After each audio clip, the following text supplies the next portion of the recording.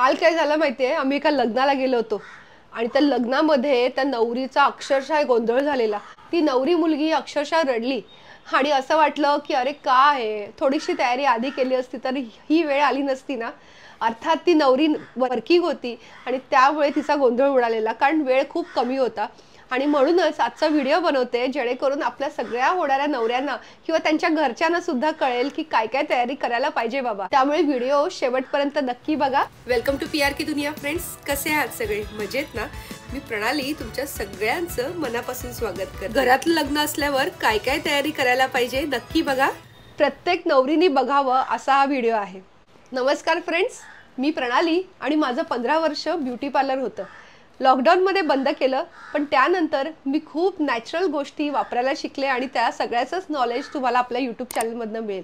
आणि कितीतरी नवऱ्यांना तयार केलेलं आहे, त्यामुळे मला माहिती आहे खरंच लग्नाच्या दिवशी त्या नवरीचा काय गोंधळ उडतो. आत्ताचं हे ताजं उदाहरण आहे आणि त्यामुळे थोडीशी माहिती तुम्हा सगळ्यांना पण देते. नंबर 1, 2-3 महिने आधीपासूनच तुम्ही स्वतःची काळजी घ्यायला लागा. तर तुमच्या स्किनची, तुमच्या केसांची, तुमच्या हातापायांची, ओव्हरऑल पूर्ण बॉडीची सगळी छान काळजी घ्या, जेणेकरून अगदी लग्नाच्या वेळेस गोंधळ उडणार नाही.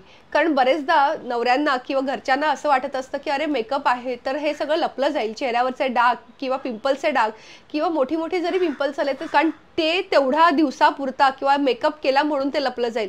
पण तुम्हाला नंतर सुद्धा खूप सारे प्रोग्राम्स अटेंड करायचे असतात आणि खूप धमाल करायची असते. आणि त्यासाठी तुमची स्किन आतून चांगली असली की वरनं तो ग्लो आपोआप येतो. त्यामुळे ही गोष्ट नक्की लक्षात ठेवा की 2-3 महिन्या आधीपासूनच पार्लरमध्ये जाऊन या हवं असेल तर, किंवा तुम्हाला जर घरच्या घरी जमत असेल तर घरच्या घरी काळजी घ्या, पण तुमच्या स्किनची, हातापायाची, केसांची काळजी नक्की घ्या. आणि एकदा फक्त पार्लरमध्ये जाऊन आलं म्हणून आपलं काम झालं असं समजू नका. रोज थोडीशी काळजी आपण घेतली ना की खूप मोठा खर्च पार्लरमध्ये करायची गरज पडत नाही, हे पण लक्षात ठेवा. टिप नंबर 2, तुमच्या हेल्थची पण काळजी घ्या. कारण काय आहे की लग्न जवळ जसं येतं, शेवटचा महिना किंवा 15-20 दिवस इतके गडबडीचे जातात की खरेदी असते, केळवण असतात, पार्टी असतात. मग ऑफिसची पार्टी म्हणा किंवा लग्नासाठी तुम्ही कोणाला तरी दिलेली पार्टी किंवा तुम्हाला कोणीतरी दिलेली पार्टी, आपल्या घरच्या लोकांकडे जेवायला बोलावलं जातं. व्यवस्थित हेल्दी खा मी तर म्हणेन. आणि दुसरी गोष्ट म्हणजे तुमचे जे रेग्युलर एक्सरसाइज करताय, वॉकला जा किंवा तुम्ही जिम करत असाल तर जिम करा किंवा योगा करत असाल, जे करत असाल ते थोडंसं एक्सरसाइज नक्की ठेवा, जेणेकरून तुमच्या चेहऱ्यावर आतून ग्लो येईल आणि तुम्ही फ्रेश राहा. भरपूर पाणी प्या. आणि हो, भरपूर पाणी म्हणजे 7-8 ग्लास पाणी प्यायला पाहिजे असं मुळीच नाही. तुम्हाला जेवढं हवंय तेवढं पाणी प्या, पण व्यवस्थित आपण पाणी पितोय की नाही ह्याच्याकडे लक्ष ठेवा. नारळ पाणी प्या. मी तर म्हणेन की नारळ पाणी प्यायल्यामुळे तुमची बॉडी आतून क्लीन होते आणि जी म्हणतात ना चेहऱ्यावरती जो तुकतुकीतपणा म्हणा किंवा चेहऱ्यावरचा जो उजाळा असतो तो छान राहतो. टिप नंबर 3, लग्नाच्या वेळेस बऱ्याच मुलींना किंवा मुलांना असं वाटतं की मी आता वेट लॉस करेन आणि वेट लॉस करेल ते खाणं बंद करतात किंवा एक वेळेसच जेवण करतात किंवा अगदी कुठले फास्टिंग करतात. आणि त्यामुळे होतं असं की चेहऱ्याची तर वाट लागतेच, परत आजार पण येतं. कारण काय की खाणं पिणं व्यवस्थित पोटात गेलं नाही की आपलं सगळं शरीरावर दिसायला लागतं. त्यामुळे तसं होऊ देऊ नका. अगदीच तुम्हाला जर वाटलं की मला वेट लॉस करायचं आहे तर त्याची सुरुवात 5-6 महिन्या आधीपासून करा. शेवटच्या 2-3 महिन्यामध्ये ही गडबड करू नका. कारण काय की वेट लॉस केल्यानंतर ते मेंटेन करणं पण गरजेचं असतं. तसं वेट लॉस करताना आपल्या शरीरामध्ये खूप हार्मोनल चेंजेस होत असतात आणि त्या सगळ्याचा इफेक्ट आपल्या टोटल बॉडीवर पडतो, टोटल हेल्थवर पडतो, तसंच आपल्या ब्रेनवर सुद्धा पडतो. त्यामुळे ही मिस्टेक करू नका. सडनली वेट लॉसच्या बऱ्याच टिप्स तुम्हाला मिळतील, पण तसा वेट लॉस करायच्या भानगडीत तुम्ही अजिबात पडू नका, हे मी नक्की सांगेन. मधल्या वेळेस भूक लागेल तेव्हा तुम्ही फळं खा, ड्रायफ्रुट्स खा, म्हणजे तुमचं वजन आपोआप कंट्रोलमध्ये येईल. पण अगदीच उपाशी राहिलो आणि वेट लॉस झालं, वेट लॉस करायचंच आहे म्हणून करतोय हा प्रकार करू नका, कारण त्याचे सगळे उलटे परिणाम शरीरालाच भोगायला लागतात. आता टिप नंबर 4, ज्या सलूनमधनं तुम्ही तुमचा लग्नाचा मेकअप किंवा हेअरस्टाईल करून घेणार आहात त्याची ट्रायल तुम्ही आधीच घ्या. म्हणजे अक्षरशः मी तर सांगेन महिनाभर आधी घ्या, सो दॅट तुमच्या माइंडमधल्या ज्या काही आयडिया असतील त्या तुम्हाला चांगल्या प्रकारे त्यांना एक्सप्लेन करता येईल. प्लस त्यांच्या काही आयडियाज असतील त्या तुम्ही त्या तुमच्यावरती एक्सपेरिमेंट करता येईल. बऱ्याच नवऱ्या बघितल्यात की जाई तुम्ही जे कराल ते मला आवडेल असं सांगतात आणि प्रत्यक्षात असं होतं की त्या लग्नाच्या दिवशी त्यांचा अक्षरशः गोंधळ उडतो आणि मग माझ्या चेहऱ्याला हे चांगलं दिसत नाही किंवा ते चांगलं दिसत नाही किंवा हा मेकअप थोडा लाईट करा किंवा डार्क करा, असे सगळे प्रकार होतात. आणि त्यामध्ये लग्नाच्या दिवशी सगळा गोंधळ उडतो आणि बाकी घरच्यांचं टेन्शन असतं ते वेगळं. त्यामुळे ह्या सगळ्या गोष्टी वेळेत होणं गरजेचं असतं आणि त्यासाठीच तुमची मेकअपची किंवा हेअरस्टाईलची ट्रायल आधी घेऊन ठेवा, जेणेकरून लास्ट मोमेंटला त्यासाठी वेळ खर्च होणार नाही आणि तुम्ही वेळेत तयार असाल आणि त्यामुळे तुमचा दिवस अगदी उत्साहात साजरा केला जाईल. टिप नंबर 5, स्वतःचा मेकअप किट एक रेडी करून ठेवा. बरेचदा आपल्याकडे खूप सारे प्रॉडक्ट्स असतात, खूप सारे लिपस्टिक असतात, फाउंडेशन्स असतात आणि इतर बरंच काही काय असतं. पण ते मेकअप खरंच तुम्हाला सूट होत आहेत का, तुमच्या चेहऱ्याला व्यवस्थित दिसत आहेत का, हे बघणं महत्त्वाचं आहे. आणि त्यासाठी तुम्ही आधी तुमचा मेकअप किट एक व्यवस्थित तयार करून ठेवा. कारण फक्त लग्नाच्या दिवशीच आपल्याला छान दिसायचं नसतं, तर लग्न झाल्यानंतर सुद्धा बरेच सारे कार्यक्रम असतात. कुणाच्या घरी जेवायला जायचं असतं, कुणाच्या घरी पार्टी असते, तर इतर काही म्हणजे अगदी तुम्ही हनीमूनला जायचं म्हटलं तरी तुम्ही छान दिसलं पाहिजे असं प्रत्येक नवरीला वाटत असतं. त्यामुळे तुमचा एक छोटासा मेकअप किट रेडी करून ठेवा आणि तो मेकअप किट छोट्याशाच बॅगमध्ये ठेवा, जेणेकरून तुम्हाला तो कुठेही कॅरी करायला बरं पडेल. नाहीतर आपली नवरी लग्नाच्या दिवशी खूप छान दिसली आणि दुसऱ्या दिवशी बघितलं तर तिला ओळखताही येत नाही, अशी कंडिशन होऊ देऊ नका.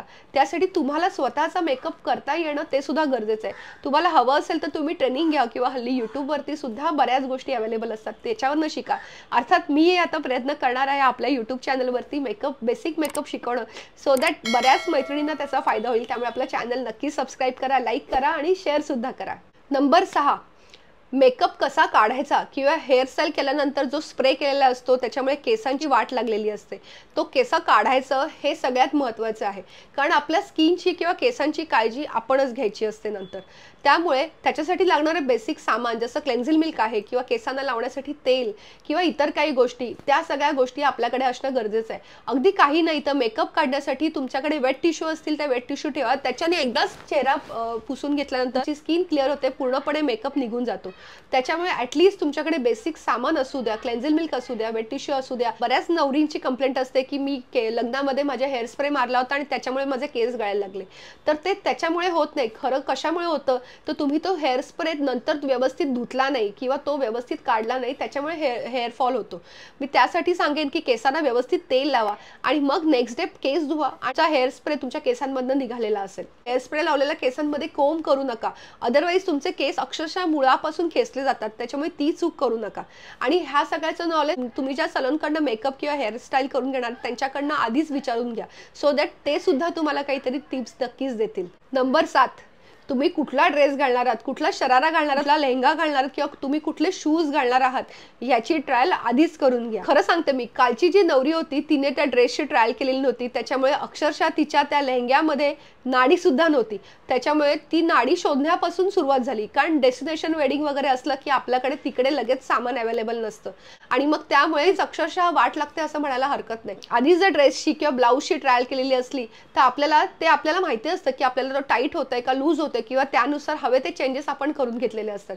त्याच्यामुळे ही गोष्ट नक्की लक्षात ठेवा.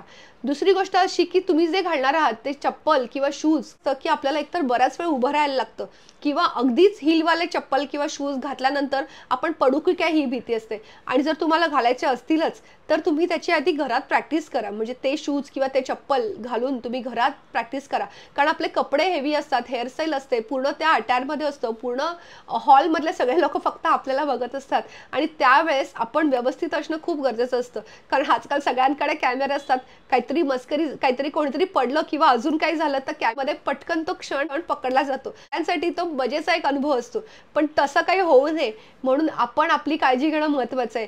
त्यामुळे तुमच्या ड्रेसची ट्रायल म्हणा, शूजची ट्रायल म्हणा, हे सगळं आधी घेऊन ठेवा. तुम्ही स्वतः मेन म्हणजे कम्फर्टेबल असणं खूप महत्त्वाचं आहे.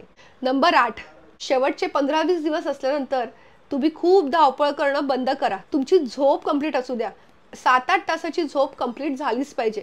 कारण काय आहे की खूप घरामध्ये पाहुणे आलेले असतात, इतर शॉपिंगचं टेन्शन असतं किंवा नवरी मुलीला तर त्याच्याहून जास्त टेन्शन असतं कारण ती नवीन घरात जाणार असते. तुमची झोप कंप्लीट करा, जेणेकरून तुम्हाला लग्नाच्या दिवशी स्ट्रेस येणार नाही किंवा लग्नाच्या दिवशी आजारपण येणार नाहीत.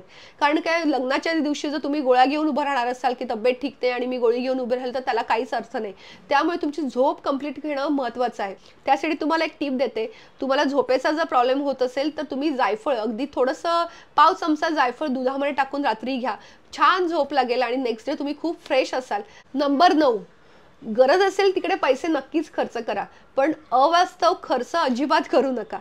तुम्ही म्हणाल ही काय म्हणते, लग्नामध्ये आम्ही वाटेल तसा खर्च करू. हो करा, पण त्याच्यासाठी तुम्हाला मी एक टिप देते. लग्नाच्या दिवशी किंवा इतर कुठलेही प्रोग्राम होतात त्या दिवशी तुम्हाला कुठले कपडे घालायचे आहेत, तुम्हाला कुठले चप्पल घालायचे आहेत, तुम्हाला काय ज्वेलरी लागणार आहे, त्या सगळ्याची एकदा लिस्ट बनवून ठेवा. त्यामुळे फायदा असा होतो की आपल्याला काय हवंय आणि काय आपल्याकडे घरामध्ये आहे ह्याचा आपल्याला अंदाज लागतो आणि म्हणजे व्यवस्थित आपली शॉपिंग होते, अवास्तव खर्च होत नाही आणि गरज असलेलं सगळंच सामान आपण घेऊन येतो. आणि मेन म्हणजे लग्नाच्या वेळेस थोडासा खर्च जास्त झाला तरी त्याचं काही वाटत नाही, कारण गरज असलेलं सामानच आपण विकत घेतलेलं आहे याची आपल्याला खात्री असते. त्यामुळे अवास्तव खर्च न करता गरज असलेलं सगळंच विकत घ्या. नंबर 10, स्वतःच्या लग्नामध्ये मज्जा करायला विसरू नका. हो, खूप मज्जा करा, कारण आयुष्यभर लक्षात राहील असा तो क्षण असतो आणि त्यामध्ये तुम्ही मजा नाही करणार तर कोण करणार, नाही का? पाहुणे आलेले असतात, नातेवाईक असतात, मित्रमैत्रिणी असतात, घरचे असतात, त्याच्यामध्ये आपण मजा केलीच पाहिजे. कुणीतरी राग रुसवा धरून बसलाय किंवा इतर कोणाच्या तरी लग्नामध्ये अजून कोणीतरी आलंय आणि त्यांनी राग धरलाय आणि म्हणून आपला मूड ऑफ झालाय, तर तसं होऊ देऊ नका. छान एन्जॉय करा लग्न. आयुष्यभरासाठी या आठवणी असतात जसं मी म्हटलं, त्यामुळे त्या आठवणी कशा छान होतील हे बघा. कसा वाटला ह्या टिप्स मला नक्की कमेंट करून सांगा. ह्याच गोष्टी आपल्याकडनं स्किप होतात किंवा दुर्लक्षित होतात आणि त्यामुळे ऐन लग्नाचा, कारण लग्नाचा दिवस तर एकच असतो आणि त्या लग्नाच्या दिवसाचा फज्जा उडतो अगदी, तसं होऊ नये म्हणून आजचा हा छोटासा व्हिडिओ. अजून कुठल्या विषयावरती माहिती हवी असेल किंवा अजून कुठल्या विषयावरती आपण डिस्कशन करावं असं हवं असेल तर मला नक्की कमेंट करून सांगा. या छोट्या छोट्या टिप्स आहेत पण, आणि हो, तुमच्या घरात जर कोणाचं लग्न असतं तर तिच्यापर्यंत किंवा त्याच्यापर्यंत हा व्हिडिओ नक्की जाऊ द्यात. सो फ्रेंड्स, कसा वाटला हा व्हिडिओ मला नक्की कमेंट करून सांगा. तुमच्या आयडियाज आणि सजेशनसुद्धा येऊ देत माझ्यापर्यंत, म्हणजे मला कळेल तुम्हाला आवडतात की नाही असे व्हिडिओ. आणि हो, चॅनल नसेल सबस्क्राईब केलं तर चॅनल नक्की सबस्क्राईब करा, लाईक करा आणि शेअरसुद्धा करा. असेच राहा आमच्यासोबत. लवकरच भेटूया असाच छान व्हिडिओ घेऊन.